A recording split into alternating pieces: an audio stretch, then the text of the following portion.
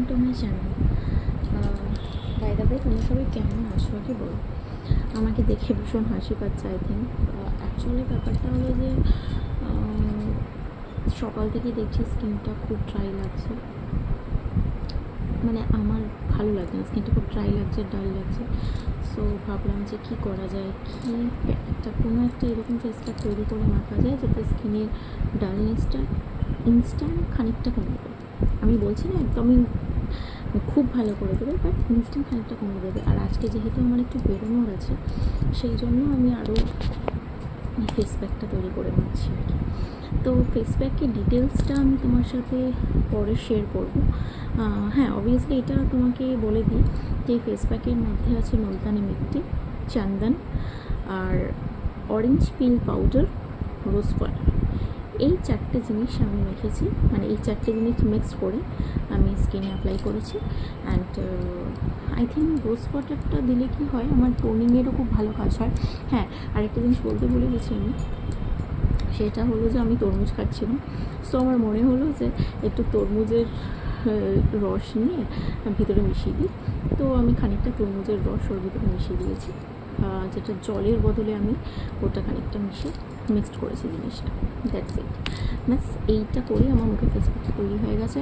Ultimately আমি রিভিউটা পরে দেবো তোমাদের সাথে, যে এই ফেস প্যাকটা ইউজ করে অ্যাকচুয়ালি আমার কেমন ফিলিং আসছিলো। এনিওয়েজ, চড়ক তো চলে গেছে, চৈত্র মেলা, পয়লা বৈশাখ সবটাই চলে গেছে। আগের বছর আমি চড়কের একটা ভিডিও করেছিলাম। ইনফ্যাক্ট এই বছর সেরকমভাবে কিছু করা হয়নি। এই বছর আমি বেরিয়েছিলাম, কিন্তু চড়কের সেরকম কোনো ভিডিও আমি করিনি। আর পয়লা বৈশাখের দিনকার এই বছর আর বেরোনো হয়নি। ইনফ্যাক্ট পয়লা বৈশাখে আমি সারাটা দিন বাড়িতেই ছিলাম। আমাদের বেসিক্যালি পয়লা বৈশাখে আমাদের বাড়িতেই নানা রকম পদ রান্না হয়। মা রান্না করেছিল, আমি করেছিলাম, আমার হাজব্যান্ড করেছিল। তো পুরো দিনটাই আর কি বাড়িতে কেটেছে। দুপুরবেলা আমরা অনলাইনে আইসক্রিম অর্ডার দিয়ে নিয়ে বাড়িতেই সবাই মিলে খেয়েছি, মানে টোটালি এনজয়িং ইন হোম। যাই হোক, এবার অ্যাকচুয়ালি আমি খুব একটা কথা তো তোমাদের সাথে হয় না, খুব একটা শেয়ারও করা হয় না। জেনারেলি আমি যে ভিডিওগুলো দিই সেগুলো রিল পারপাসেই দিই, সেরকমভাবে কোনো কথা হয় না। সবসময় সময় হয়ে ওঠে না, বা সময় হলেও হয়তো আমি ঠিক সেরকম সিচুয়েশান থাকে না যে আমি তোমাদের সাথে কোনো একটু শেয়ার কিছু করবো বা কথা বলবো। তবে হ্যাঁ, আজকের 2-5 মিনিট হাতে সময় আছে, আমি অবভিয়াসলি একটু পরে চলে যেতে হবে। তবে আমার মনে হয় যে 2-5 মিনিটে তোমাদের সাথে একটু কিছু শেয়ার করা যায়। ফার্স্ট কথা হলো যে দেখো, আমি হয়তো আমার সম্পর্কে তোমরা অনেকটাই কিছু জানো না। তো আমি পড়াশোনা তো আমার কমপ্লিট হয়ে গেছে অনেক দিন, আমি মাস্টার ডিগ্রি কমপ্লিট করেই ফেলেছি। সো তারপর আমি গভর্নমেন্ট সার্ভিসের জন্য পড়াশোনা করছিলাম। কিন্তু গভর্নমেন্ট সার্ভিসের এখন যে অবস্থা, মানে ইনফ্যাক্ট আমি আজকেই দেখলাম, আমি একটা ওয়েস্ট বেঙ্গল কোঅপারেটিভ সার্ভিস কমিশনের একটা ফর্ম ফিল আপ করেছিলাম, যেটা অলরেডি যে মানে ফর্ম ফিল আপ করতে আমার 675 রুপিস লেগেছিলো। আজকের আমি নোটিশটা দেখলাম, বেশ কিছুদিন আগে বেরিয়েছিল যে ওটা নাকি ক্যান্সেল, মানে টোটালি ওই অ্যাডভার্টাইজমেন্ট 1 আর অ্যাডভার্টাইজমেন্ট 2 যা পোস্ট বেরিয়েছিল সেটা নাকি ক্যান্সেল হয়ে গেছে। তো তোমরা ভাবতে পারো যে গভর্নমেন্ট সার্ভিসের কী অবস্থা। ইনফ্যাক্ট আমি এটা বলবো না যে আমি খুব স্টুডিয়াস, যে আমি খুব মানে খুব পড়াশোনা করি, খুব স্টুডিয়াস, সেরকমটা নয়। আমি আমার বাড়ির নানা রকম সমস্যা, নিজস্ব পার্সোনাল কিছু সমস্যার জন্য আমি সবসময় পড়াশোনা করে উঠতে পারি না। মানে বিফোর ম্যারেজ তাও খানিকটা পড়াশোনা করতাম, কিন্তু হ্যাঁ, বিফোর ম্যারেজ আমি প্রচণ্ড ফাঁকি মেরেছি, ইনফ্যাক্ট এখনও মারছি।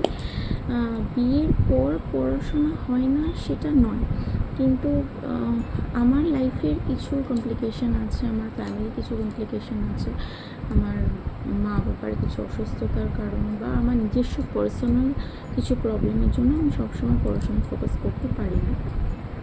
প্রাইভেটে জবের জন্য অবভিয়াসলি আমি চেষ্টা করেছি, তবে ঠিক সুইটেবল, যেহেতু আমি হুগলি ডিস্ট্রিক্টসে থাকি এখন, তো ঠিক মানে প্রাইভেটের জবের জন্য আমি ঠিক করে উঠতে পারছি না। মানে ওরা মনে করছে যে কলকাতায় আমি মানে কলকাতায় জব আমি কী করে হুগলি থেকে আমি কলকাতায় মানে জার্নিটা করব। বাট আমি ওদেরকে ওটাই বোঝাতে পারছি না যে আমার বাপের বাড়ি, আমার বাবা মার বাড়ি কলকাতা, আমি কলকাতায় জন্মেছি, কলকাতায় ব্রট অ্যান্ড ব্রট আপ, কলকাতাই আমার সব। এনিওয়েজ, মানে কলকাতায় আমার বর্ন অ্যান্ড ব্রট আপ, আমি ওখানেই school, college, university, everything, tuition, আমার সবটাই কলকাতায়। ইনফ্যাক্ট আমার ফ্রেন্ড সার্কেলও কলকাতায় ছিল। হ্যাঁ, এখানেও আছে। এখানে বলতে হুগলিতে কেউ নেই আমার, হুগলিতে নট এ সিঙ্গেল ফ্রেন্ড, কেউ নেই। আমি এখানে, আর একটা কথা আছে না যে মানুষ সময়ের সাথে সাথে অনেক কিছু পাল্টে যায়, সময়ের সাথে সাথে ফ্রেন্ড সার্কেলও ঠিক মানে ডিস্টেন্স বেড়ে যায়। কারণ হয়তো কিছু কিছু সময় আমাদের ফ্রেন্ডসরা গেট টুগেদার করে একসাথে, কিন্তু সেই রকমভাবে আমি সেইগুলো অ্যাটেন্ড করতে পারি না। এই যা কথা হয় ফোনেই হয়। যাই হোক, তো মেন কথা হলো প্রাইভেটে যে জবগুলো, প্রাইভেটের জব দেখো, আমি যেহেতু আমার ব্যাকগ্রাউন্ড যেহেতু কমার্স, ইনফ্যাক্ট আমি মানে মাস্টার ডিগ্রিও তো আমার ফিনান্স অ্যান্ড অ্যাকাউন্টিংয়ের উপরে করেছি। তো আমি কাজের কিছু এক্সপিরিয়েন্স আমার আছে, কিন্তু ওই যে আমার অনেকটা টাইম ব্রেক হয়ে গেছে, দ্যাটস ওয়াই। এবং আমার এজটাও অবভিয়াসলি আস্তে আস্তে বেড়ে যাচ্ছে। এখন যারা যে সমস্ত কোম্পানি নিতে চাইছে তারা ফ্রেশার, আন্ডার গ্র্যাজুয়েট অর সবে মাত্র পাস আউট করেছে গ্র্যাজুয়েট, সেরকম কাউকে নিতে মানে চাইছে আর কি। কিন্তু আমার ক্ষেত্রে অবভিয়াসলি সেটা নয়। তো আমার ক্রাইটেরিয়া মানে আমি জানি না প্রাইভেটে এখন এইরকমটা কেন হয় যে ম্যারিড পারসন হলে তাদের জন্য ক্রাইটেরিয়াটা অন্যরকম, মানে সিঙ্গেল হলে একরকম, আবার ম্যারিড হলে একরকম। মানে সিঙ্গেল হলে তার অপরচুনিটিটা অনেকটা বেশি, ম্যারিড হলে সেক্ষেত্রে একটু কিনতে বোধ থাকে। বা আন্ডার গ্র্যাজুয়েট যারা বা সবে মাত্র পাস আউট করেছে তাদের জন্য একটা আলাদা অপরচুনিটি থাকে, আর হয়তো পাস আউট করেছে কয়েক বছর হয়েছে তাদের জন্য, যেরকম আমি। আর যেহেতু আমার কাজে খানিকটা ব্রেক চলে এসেছে, মানে আমার কয়েক বছর ব্রেক হয়েছে কাজে, আমি আমার ফ্যামিলি এবং আফটার ম্যারেজ আমি সেইভাবে কাজ করে উঠতে পারছিলাম না, সেই জন্য আমার মানে প্রাইভেটে জবের জন্য খুব অসুবিধা হয়ে যাচ্ছে। আমি চেষ্টা করছি যাতে আমি একটা প্রাইভেটে জব করতে পারি, কারণ একটা কথা তোমরা সবাই মাথায় রাখবে যে আজকালকার দিনে মানে ছেলে হোক বা মেয়ে, প্রত্যেকটা মানুষের স্বাবলম্বী হওয়া প্রচণ্ড ইম্পর্টেন্ট। ভেরি ইম্পর্টেন্ট আমি আমার সেলফ ডিপেন্ডেন্ট হই, আমি আমার ফ্যামিলির জন্য কিছু করব বা আমি নিজের জন্য কিছু করব, এটার জন্য কিন্তু আমার সেলফ ডিপেন্ডেন্ট হওয়া প্রচণ্ড জরুরি। কারণ তুমি যে কোনো মানে আমি তো আমার ক্ষেত্রে বুঝতে পারছি, ইনফ্যাক্ট আমি নিজের সেই এক্সপিরিয়েন্সটা করছি যে আমার যে কোনো প্রয়োজন বা আমার ফ্যামিলির হয়তো কিছু প্রয়োজন আছে, আমাকে আমার হাজব্যান্ডের থেকে হেল্প চাইতে হচ্ছে, বা আমি কখনো কখনো সেটা সবসময় চেয়ে উঠতে পারি না, কারণ আমার সেটা সেলফ রেসপেক্টে লাগে। কারণ সেই জন্য মনে করি আজকে যদি কোনো মেয়ে স্বাবলম্বী হয়, মানে সেলফ ডিপেন্ডেন্ট হয়, কোনো নিজের পায়ে দাঁড়িয়ে একটা ঠিকঠাক স্যালারি মানে চাকরি করে, তাহলে কিন্তু তাকে এইরকম সিচুয়েশানগুলো সবসময় ফেস করতে হয় না, তার মানে নিজের পায়ের তোলার মাটিটা কিন্তু শক্ত থাকে। আর এইটা আমি তোমাদের সবাইকেই বলবো যে চাই কিছু করো না কেন, মানে এই যে দেখো আজকে আমার আফটার ম্যারেজ বেশ অনেক রকম ক্রাইটেরিয়া চলে এসছে, আমি এই কাজ করতে পারবো না, আমি কাজ করতে পারবো না, বা আমার ডিস্টেন্সটা একটা ম্যাটার হয়ে দাঁড়িয়েছে।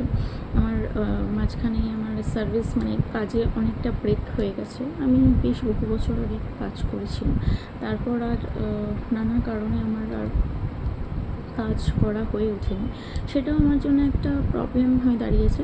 কিন্তু আমি বলবো যে দেখো, তোমরা যদি পড়াশোনা করছো, তোমরা চেষ্টা করো যে এই শুধুমাত্র ডিগ্রি বাড়িয়ে আজকালকার দিনে কোনো লাভ নেই। মানে শুধুমাত্র এই যে আজকে আমি মাস্টার ডিগ্রি কমপ্লিট করেছি, কিন্তু সেটা একটা পেপার হয়ে দাঁড়িয়ে গেছে। যতক্ষণ না আমি জব পাচ্ছি, যতক্ষণ আমি কোনো কাজ পাচ্ছি, নিজেকে প্রুভ করতে পারছি, ততক্ষণ কিন্তু ওই ডিগ্রির কোনো ভ্যালু নেই। সুতরাং তোমরা চেষ্টা করো যাতে তোমরা একটা ভালো চাকরি পেতে পারো, নিজের পায়ে নিজে দাঁড়াতে পারো এবং নিজের লাইফটাকে সুন্দরভাবে এনজয় করতে পারো। আমি জাস্ট এটাই তোমাদেরকে বলবো। মানে আমি যে সিচুয়েশানগুলো ফেস করছি বা করেছি, আমি চাই না যে প্রত্যেকটা মেয়ে বা এরকম সিচুয়েশান ফেস করুক। প্রত্যেকটা মেয়ের স্বাবলম্বী হওয়া প্রচণ্ড ইম্পর্ট্যান্ট।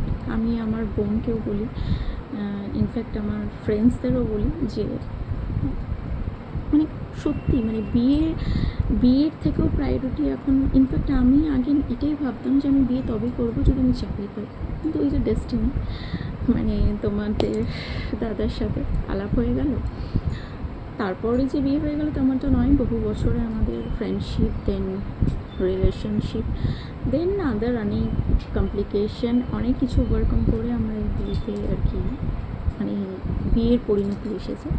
যাই হোক, সেসব কথা বাদ দিলাম। মেন কথা হলো যে তোমরা কিন্তু যে কোনো কিছুর আগে চাকরি করব, নিজে পায়ে দাঁড়াবো, এই প্রায়োরিটিটা কিন্তু সব থেকে আগে রাখবো। বাস এইটাই তোমাদেরকে বলবো।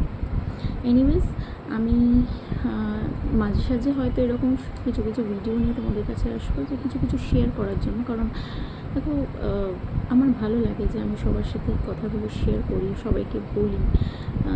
তোমরা যদি আমার কথাটা একটু শোনো, আমারও ভালো লাগে। এনিওয়েজ, টাটা, আবার পরে কথা হবে।